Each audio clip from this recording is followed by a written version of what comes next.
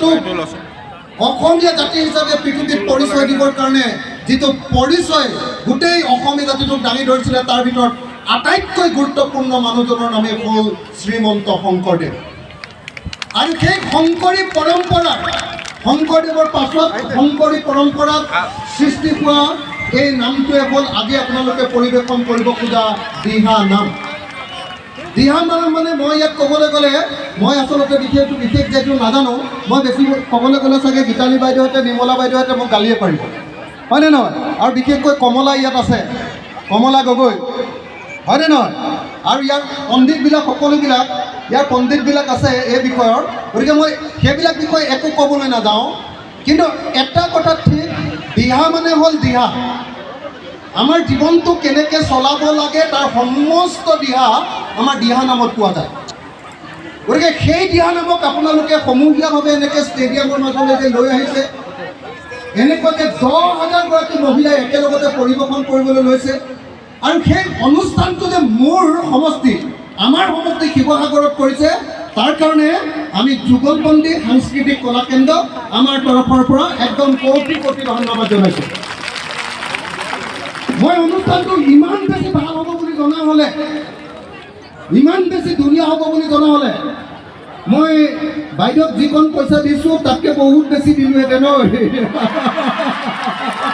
মই এতিয়া বেলেগ একো কৰিব নোৱাৰোঁ, আপোনালোকৰ সকলোৰ কাৰণে তৎক্ষণাত চব বনাই দিব নোৱাৰোঁ, চবৰ কাৰণে এবটল পানীয়ে দিম আৰু দেই এতিয়া। আৰু মই ৰাজহুৱাকৈ প্ৰতিশ্ৰুতি দিছোঁ, এইটো অনুষ্ঠানত যদি কিবা ধাৰ ধুৰ থাকি যায়, মই অকণমান সৰুকৈ কিবা এটা সহায় কৰিছিলোঁ, যদি কিবা ধাৰ ধুৰ থাকি যায় সেই সমস্ত ধাৰ ধুৰ মাৰি দিয়া দায়িত্বটো মই লৈছোঁ দেই। মানে ইমান ধুনীয়া অনুষ্ঠান হ'ব বুলি মই ভবা নাছিলোঁ আচলতে। চৰকাৰে যদি এইটো অনুষ্ঠান পাতিলেহেঁতেন অতি কমেও 10 কোটি টকা খৰচ কৰিলেহেঁতেন, হয়নে নহয়? আপোনালোকে নিজৰ পৰা কেইটকাকৈ দিছে? 100 টকা দি এনেকুৱা এটা অনুষ্ঠান আয়োজন কৰিছে যে চৰকাৰী যিকোনো প্ৰগ্ৰেমতকৈ এইটো প্ৰগ্ৰেম দেখিবলৈ বহুত ধুনীয়া হৈছে, হয়নে নহয়? হয়নে নহয়? হয়নে নহয়? গতিকে যুগলবন্দী সাংস্কৃতিক কলা কেন্দ্ৰ মই গোটেই শিৱসাগৰৰ মানুহৰ তৰফৰ পৰা, মই গোটেই শিৱসাগৰৰ মানুহ বুলি এইকাৰণে কৈছোঁ যে আপোনালোকে মোক শিৱসাগৰৰ বিধায়ক পাতি থৈছে, গতিকে গোটেই শিৱসাগৰৰ মানুহৰ তৰফৰ পৰা মই বাইদেউ আৰু বাইদেউৰ লগত জড়িত থকা সকলোকে মোৰ তৰফৰ পৰা ধন্যবাদ জনাইছোঁ।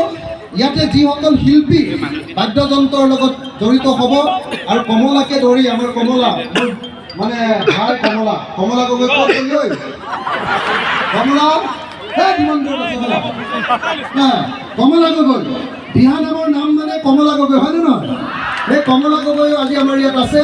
গতিকে মই সকলোকে শিৱসাগৰবাসী হৈ মই এটা সেৱা ল'ব খোজোঁ।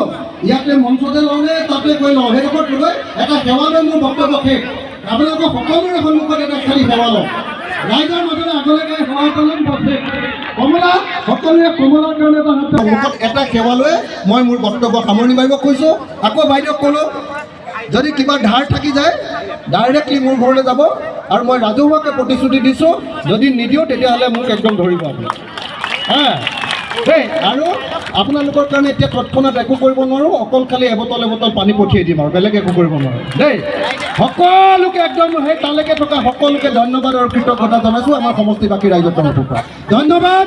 জয় আই অসম, জয় আই অসম, জয় আই অসম, জয় গুৰু শংকৰ, জয় গুৰু শংকৰ, জয় গুৰু শংকৰ। ধন্যবাদ, ধন্যবাদ।